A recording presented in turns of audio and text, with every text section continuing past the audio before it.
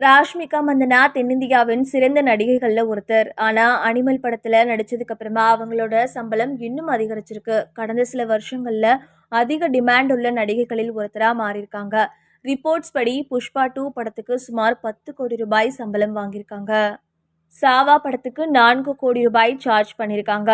சல்மான் கானோட சிக்கந்தர் படத்துக்கு சுமார் 10 கோடி ரூபாய் வாங்கியிருக்காங்க. சமந்தா ரூத் பிரபுவும் தென்னிந்தியாவின் பிரபலமான அதிக சம்பளம் வாங்கும் நடிகைகள்ல ஒருத்தர். அவங்க தமிழ், தெலுங்கு, ஹிந்தின்னு பல மொழி ப்ராஜெக்டுகள்ல தடம் பதிச்சிருக்காங்க.